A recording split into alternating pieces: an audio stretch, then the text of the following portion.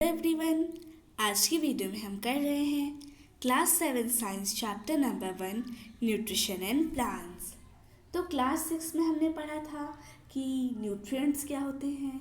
तो nutrients food के एक ऐसे कंपोनेंट्स होते हैं, कुछ ऐसे कंपोनेंट्स होते हैं जो कि हमारी बॉडी के लिए बहुत नेसेसरी होते हैं। वो हमारी बॉडी को ग्रो करने में मदद करते हैं, पुराने डैमेजेस को रिपेयर करने के लिए ज़रूरत होते हैं और बहुत सारे फंक्शंस जो है वो न्यूट्रिएंट्स निभाते हैं, जैसे कि हमें फैट्स प्रोवाइड करते हैं, एनर्जी प्रोवाइड करते हैं, विटामिन्स, बहुत सारी बीमारियों से बचाते हैं, प्रोटेक्टिव होते हैं। पर वो तो हो गया न्यूट्रिएंट्स, पर क्लास 7 में हमें पढ़ना है न्यूट्रिशन। तो सबसे पहले हम देखेंगे कि न्यूट्रिशन होता क्या है और फिर देखेंगे कि प्लांट्स में न्यूट्रिशन किस प्रकार से होता है। तो शुरुआत करते हैं। In class 6, you learned that food is essential for all living organisms. यानी क्लास 6 में आपने पढ़ा कि हर एक लिविंग ऑर्गेनिज्म के लिए फूड जो है वो इम्पॉर्टेंट है। You also learned that carbohydrates, proteins, fats, vitamins and minerals are component of food. हमने ये भी पढ़ा कि ये जो कार्बोहाइड्रेट होता है, प्रोटीन होता है, फैट होता है, विटामिन और मिनरल्स होते हैं, ये हमारे फूड के कंपोनेंट्स होते हैं और इन्हीं फूड के कंपोनेंट्स को हम न्यूट्रिएंट्स कहते हैं, जो कि हमारी बॉडी के लिए बहुत ज़्यादा नेसेसरी है। All living organisms require food, यानी जितने भी लिविंग ऑर्गेनिजम्स हैं उन सबको फूड की ज़रूरत है। Plants can synthesize food for themselves but animals including humans can not. Synthesize का मतलब होता है प्रिपेयर। तो यहाँ पे बताया गया है कि प्लांट्स जो होते हैं वो खुद का खाना खुद से बना सकते हैं, पर एनिमल्स जैसे कि हम ह्यूमन बींग्स ये अपना खाना खुद से नहीं बना सकते। प्लांट्स में एक बड़ी ही एसेंशियल प्रोसेस होती है जिसे हम कहते हैं फोटोसिंथेसिस, जिसकी मदद से वो अपने लिए खाना बनाते हैं। पर एनिमल्स में ऐसी कोई प्रोसेस नहीं होती, इसीलिए हम डायरेक्टली या इनडायरेक्टली प्लांट्स पे ही डिपेंडेंट होते हैं अपने खाने के लिए। They get it from plants और एनिमल्स दैट इट प्लांट्स। तो अब दो ही सोर्सेस हैं। अब हम एनिमल्स जैसे कि हम ह्यूमन बींग्स अब खुद का खाना तो बना नहीं सकते, तो हमारे पास दो ऑप्शंस है, या तो हम प्लांट से खाना लें या फिर उन एनिमल्स को खाएं जो कि प्लांट्स खाते हैं, यानी जो शाकाहारी जानवर हैं उन्हें खाते हैं अगर आप नॉन वेजिटेरियन हैं तो, और अगर आप वेजिटेरियन हैं तो प्लांट प्रोडक्ट्स खाते हैं। Thus humans and animals are directly और इनडायरेक्टली डिपेंडेंट ऑन प्लांट्स। तो हम कह सकते हैं कि इंसान और जानवर डायरेक्टली या इनडायरेक्टली प्लांट्स पे ही डिपेंडेंट है। Next topic is mode of nutrition in plants, यानी प्लांट्स किस तरह से न्यूट्रिशन इनटेक करते हैं।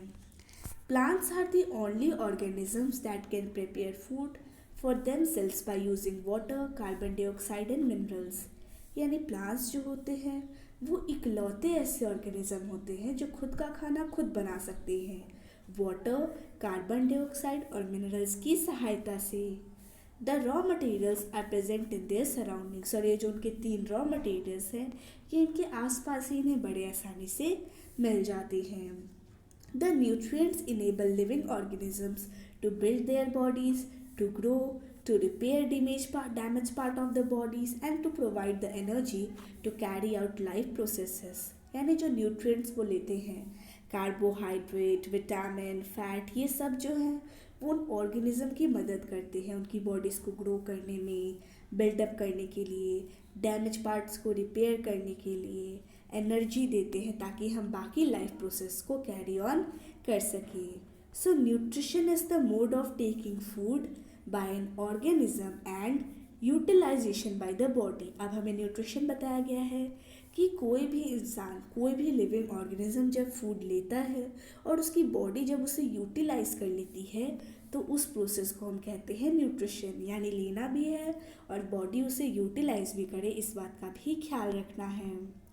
The mode of nutrition in which organisms make food themselves from simple substances called autotrophic। यानी न्यूट्रिशन का वो मोड जिसमें ऑर्गेनिजम्स जो हैं वो अपने लिए खुद खाना बनाते हैं कुछ सिंपल सब्सटेंसेस का प्रयोग करके, उसे हम ऑटोट्रॉफिक न्यूट्रिशन कहलाते हैं। ऑटो का मतलब होता है सेल्फ और ट्रॉफिक का मतलब होता है नरिशमेंट। तो ये सेल्फ नरिशमेंट यानी जो भी बना रहे हैं वो खुद के लिए बना रहे हैं, तो ये कहलाएगा autotrophic nutrition. Therefore plants are called autotrophs. और प्लांट्स जो हैं वो खुद के लिए खुद से खाना बनाते हैं, इसी वजह से उन्हें ऑटोट्रॉफ्स कहा जाता है। Animals and most other organisms take in food prepared by plants. पर ये तो हो गया प्लांट्स का, पर बाकी के भी और लिविंग ऑर्गेनिजम्स है जैसे कि एनिमल और ह्यूमन बीइंग। तो इन दोनों को खाना कहाँ से मिलता है? तो ये दोनों प्लांट के द्वारा प्रिपेयर किए गए फूड को लेते हैं, और इसी वजह से इन्हें हम हेटेरोट्रॉफ्स कहते हैं। ट्रॉफ का मतलब न्यूट्रिशन और हेट्रो का मतलब अदर। अब ये दूसरों पे डिपेंडेंट है अपने खाने के लिए, इसलिए हम इन्हें हेटेरोट्रॉफ कहते हैं। Now we may ask where the food factories of plants are located. अभी हमने पढ़ लिया कि प्लांट्स जो हैं वो खुद से खुद का खाना बनाते हैं, तो अब उनकी फूड फैक्ट्री कहाँ है, यानी उस पूरे प्लांट में कहाँ पे फूड बनता है। क्या ये प्लांट के सारे पार्ट्स में बनता है या सिर्फ किसी किसी पार्ट में बनता है, और किस तरह ये अपने सराउंडिंग से रॉ मटेरियल्स को लेते हैं, और किस तरह से अगर एक जगह पे होता है तो इन रॉ मटेरियल्स को लेता कोई और है, तो इसको फूड फैक्ट्री तक पहुंचाने का क्या काम है। अब हमें एक चीज़ तो पता चल गई कि वो खुद से बनाते हैं, पर इस चीज़ को सुन के हमारे दिमाग में बहुत सारे सवाल आए हैं। तो उन सवालों का जवाब देने के लिए आगे बढ़ते हैं। Photosynthesis, food making process in plants. तो हमें एक प्रोसेस दी गई है फोटोसिंथेसिस, और इसी प्रोसेस से प्लांट्स जो हैं वो अपने अंदर खाना बनाते हैं। Leaves are the food factories of plants, यानी लीव्स जो होते हैं वो प्लांट के फूड फैक्ट्रीज होते हैं, यानी प्लांट में सिर्फ और सिर्फ लीफ में खाना बनता है। Therefore all the raw materials must reach the leaf. अब लीफ खाना बना रहा है तो उसके लिए ज़रूरी है कि जो भी रॉ मटेरियल है वो उस लीफ तक पहुँचे। Water and minerals present in the soil are absorb by the roots and transported to the leaves. तो अब जो वाटर मिनरल्स की ज़रूरत है उसे रूट्स अब्जॉर्व करते हैं और उसके बाद लीव्स तक ट्रांसफ़र करते हैं। Carbon dioxide from air is taken in through the टिनी pores present on the surface of the leaves. देखने के लिए लीव सिंपल सा ऐसा लगता है, पर इसकी जो सरफेस है इस पर छोटे छोटे पोर्स, छोटे छोटे होल्स होते हैं जिन्हें हम सिर्फ और सिर्फ मैग्नीफाइंग ग्लास की मदद से देख सकते हैं। तो इन्हीं पोर्स की मदद से वो एयर या कार्बन डाइऑक्साइड लेते हैं। These pores are surrounded by guard cells. अब ये जो छोटे छोटे पोर होते हैं इनकी सेफ्टी ज़रूरी है, इसलिए इसके पास दो बड़े बड़े गार्ड सेल्स होते हैं, और ऐसे ही पोर्स को हम कहते हैं stomata. Water and minerals are transported to the leaves by the vessels which run like pipes throughout the root, the stem, the branches and the leaves. अब यहाँ पे रूट से लिया तो रूट से लीफ तक पहुँचाना है, तो इसके लिए कुछ वेसल्स होती हैं जो कि पाइप की तरह काम करती हैं। रूट से लेके उसे स्टेम तक, लीव्स तक, हर जगह पहुँचाने का काम यही वेसल्स करती हैं। They form a continuous path और passage for the nutrients to reach the leaf, यानी एक पाथ बनाती है, एक पैसेज बनाती है ताकि रूट से सीधा वो लीफ तक पहुंच जाए न्यूट्रिएंट्स, और इन्हें ही हम वेसल्स कहते हैं। इनके बारे में हम चैप्टर 11 में और पढ़ेंगे। आगे देखते हैं। The leaves have a green pigment called chlorophyll, यानी ये जो लीव्स होते हैं इनके पास एक ग्रीन पिगमेंट होता है जिसे हम कहते हैं chlorophyll. It helps leaves to capture the energy of the sunlight. इसकी मदद से ये लीव्स जो होते हैं वो सनलाइट की एनर्जी को कैप्चर करते हैं। This energy is use to synthesize food from carbon dioxide and water. तो सिंथेसाइज क्यों करते हैं? कुछ ना कुछ काम होगा, तो सिंथेसाइज इसीलिए करते हैं ताकि वो कार्बन डाइऑक्साइड और वाटर और सनलाइट की मदद से खाना बना सके। Since the synthesis of food occurs in the presence of sunlight, तो अब जब सनलाइट आ रही है तभी खाना बन रहा है, और इसी वजह से इसे फोटोसिंथेसिस कहा जाता है। फोटो का मतलब होता है लाइट और सिंथेसिस का मतलब होता है to combine. So we find that chlorophyll, sunlight, carbon dioxide and water are necessary to carry out the process of photosynthesis. तो इससे हमें पता चलता है कि अगर फोटोसिंथेसिस की प्रोसेस करनी है तो उसके लिए क्लोरोफिल, सनलाइट, कार्बन डाइऑक्साइड और वाटर जो है वो हमारी इम्पोर्टेंट चीज़ें, रॉ मटेरियल्स हैं। It is a unique process on the earth, यानी जो फोटोसिंथेसिस है ये अर्थ पे एक यूनिक प्रोसेस है. The solar energy is captured by the leaves and stored in the plant in the form of food. यानी ये लीव्स जो हैं सबसे पहले सनलाइट अब्जॉर्व करते हैं और उसके बाद उसे प्लांट के अंदर स्टोर करते हैं in the form of food. Thus sun is the ultimate source of energy for all living organisms. इसलिए हम कह सकते हैं कि जितने भी अर्थ पे लिविंग ऑर्गेनिजम्स हैं उनका अल्टीमेट सोर्स ऑफ एनर्जी है हमारा sun. Can you imagine life on earth in the absence of photosynthesis? क्या आप सोच सकते हैं कि अगर अर्थ पे फोटोसिंथेसिस की प्रोसेस नहीं होगी तो क्या होगा? तो यहाँ पे नीचे दिया हुआ है क्या होगा. अगर फोटोसिंथेसिस नहीं होगा तो कोई भी खाना नहीं होगा. ज़्यादातर जो लिविंग ऑर्गेनिजम्स होते हैं वो डायरेक्टली या इनडायरेक्टली अपने खाने के लिए प्लांट्स पे डिपेंडेंट होते हैं. Besides, oxygen, which is essential for the survival of all organisms, is produced during photosynthesis. जीने के लिए O2 यानी ऑक्सीजन जो है वो भी बहुत इम्पोर्टेंट है. अब ये ऑक्सीजन आता कहाँ से है? तो प्लांट्स ही इसे छोड़ते हैं. अब प्लांट्स जब खुद ही इतने कमज़ोर हैं तो फोटोसिंथेसिस नहीं करेंगे, ऑक्सीजन प्रोड्यूस नहीं करेंगे, ऑक्सीजन हमें मिलेगी नहीं जिसकी वजह से हम जी नहीं पाएंगे. तो इससे हमें पता चलता है कि अगर फोटोसिंथेसिस नहीं होगा तो अर्थ पे लाइफ भी पॉसिबल नहीं होगी. During photosynthesis chlorophyll containing cells of leaves in the presence of sunlight use carbon dioxide and water to synthesize carbohydrates.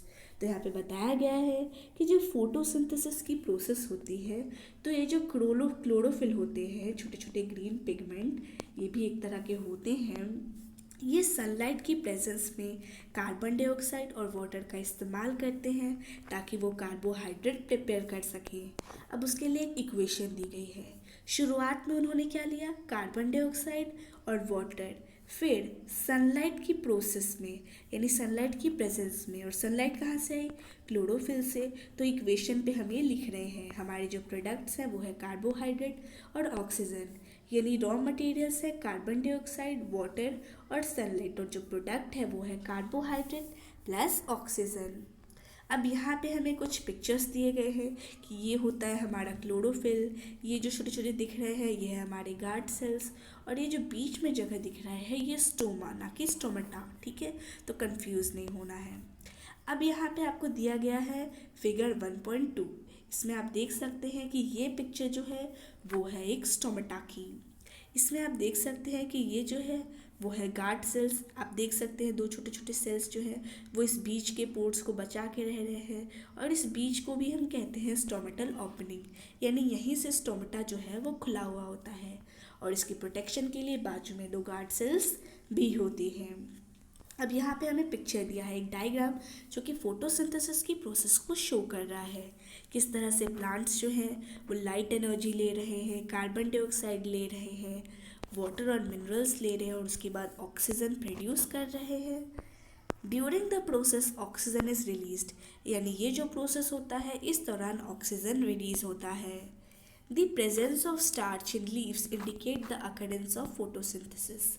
अब अगर किसी भी लीव्स में हम अगर टेस्ट करें कि उसमें स्टार्च है या नहीं, तो अगर उसमें स्टार्च है इसका मतलब वो लीव जो है वो फोटोसिंथेसिस की प्रोसेस को करता है. क्यों? क्योंकि अभी हमने पढ़ा कि हमारा एक प्रोडक्ट होता है कार्बोहाइड्रेट, तो प्लांट्स में ये जो कार्बोहाइड्रेट है वो स्टार्च के रूप में स्टोर हो जाता है. ठीक है, इसके बाद हमारा activity 1.1. Take two potted plants of the same kind. Keep one in the dark for 72 hours and the other in sunlight. यानी दो प्लांट्स लेने आपको सेम तरीके के हों, एक को आप अंधेरे में रख दीजिए और एक को धूप में 72 घंटों के लिए. फिर क्लास 6 में हमने आयोडीन टेस्ट किया था, तो वही टेस्ट रिपीट करना है, रिजल्ट्स रिकॉर्ड करना है. आपको देखना है कि किस में जो है वो आयोडीन हो रहा है प्रेजेंट या फिर किस में नहीं है. The leaves other than green also have chlorophyll. तो अब वो लीव्स जो कि ग्रीन कलर के नहीं होते हैं उनमें भी क्लोरोफिल होता है. पर अभी तो हमने पढ़ा था कि क्लोरोफिल ग्रीन पिगमेंट होता है, तो जब इनमें ग्रीन कलर है ही नहीं तो इसमें क्लोरोफिल आया कहाँ से? So the large amount of red, brown and other pigments mask the green colour. अब इसमें ये जो ग्रीन पिगमेंट्स होते हैं ये बड़ी ही कम मात्रा में होते हैं, पर जो बाकी पिगमेंट्स होते हैं जैसे कि रेड, ब्राउन और दूसरे पिगमेंट्स ये बहुत ही ज़्यादा अमाउंट में होते हैं, इसीलिए वो इसे कवर अप कर लेती है और इसी वजह से उसका कलर ग्रीन नहीं रहता। Photosynthesis takes place in these leaves also, पर ऐसा नहीं है कि इसमें फोटोसिंथेसिस नहीं होता, इसमें भी फोटोसिंथेसिस होता है। इसके बाद हमें बताया गया है एल्गी के बारे में। जो हमारे वाटर बॉडीज़ होते हैं जो एकदम शांत रहते हैं, मतलब इधर उधर मूव नहीं करते, एक ही जगह पे इकट्ठा होते हैं, कभी कभी उनके ऊपर कुछ ग्रीन पैचेस हो जाते हैं। ये ग्रीन पैचेस जो होते हैं वो एक ऑर्गेनिज्म की ग्रोथ की वजह से होते हैं और जिस ऑर्गेनिज्म का नाम है एल्गी। इस एल्गी का जो कलर होता है वो ग्रीन होता है। इनमें क्लोरोफिल होता है जो कि इन्हें ग्रीन कलर देता है। अब ये जो एल्गी होती है इनके पास भी क्लोरोफिल है, इसका मतलब ये भी जो है वो फोटोसिंथेसिस की मदद से अपने लिए खाना बना सकते हैं।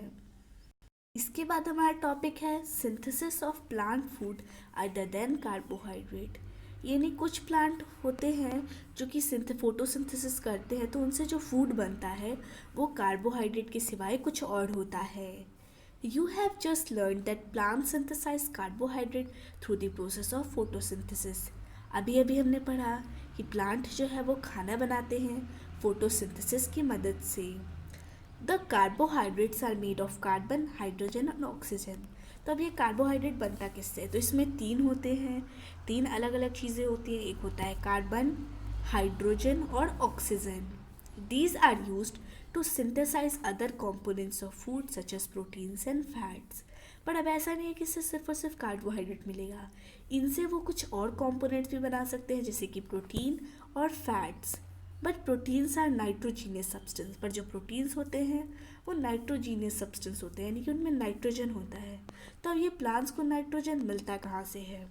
तो अभी हमने इस क्लास 6 में पढ़ा था एयर अराउंड अस चैप्टर में कि नाइट्रोजन जो है वो बहुत ही ज़्यादा मात्रा में प्रेजेंट है एयर में, तो वहाँ से ले सकते हैं, पर वो वहाँ से ले नहीं सकते, मतलब आसानी से ले सकते हैं पर वो उसे एक्सेप्ट नहीं करते। However plants can not absorb nitrogen in this form, पर जो भी हो प्लांट्स जो है वो गैसियस फॉर्म में नाइट्रोजन को एक्सेप्ट नहीं करती। Soil has certain bacteria that convert gaseous nitrogen into a usable form. अब जो मिट्टी होती है उसमें कुछ ऐसे ऑर्गेनिज्म होते हैं जो कि इस गैसियस नाइट्रोजन को यूजेबल फॉर्म में कन्वर्ट करती है, फिर प्लांट्स जो हैं वो उसे रूट से अब्जॉर्व कर लेते हैं पानी के साथ साथ। Also you might have seen farmers adding fertilizers rich in nitrogen to the soil. आपने ये भी देखा होगा कि कुछ फार्मर्स जो होते हैं वो सॉइल में ऐसे फर्टिलाइजर्स डालते हैं जो कि नाइट्रोजन में रिच हो, ताकि अगर सॉइल में नाइट्रोजन की कमी हो तो वो इस फर्टिलाइजर से पूरी हो जाए। In this way the plants fulfil there requirements of nitrogen along with the other constituents. तो इसी तरह से जो प्लांट्स होते हैं वो अपने नाइट्रोजन की रिक्वायरमेंट को फुलफिल करते हैं कुछ और कॉन्स्टिट्यूएंट्स के साथ। Plants can then synthesize proteins and vitamins, और बाद में जो प्लांट्स हैं वो इस कार्बोहाइड्रेट से प्रोटीन्स और विटामिन सिंथेसाइज कर सकते हैं। तो ये था हमारा पार्ट 1। पार्ट 2 का जो लिंक है वो आपको डिस्क्रिप्शन में मिल जाएगा, वहाँ से आप पार्ट 2 देख लीजिए और फिर ही आपको चैप्टर अच्छे से समझ आ जाएगा। Thank you.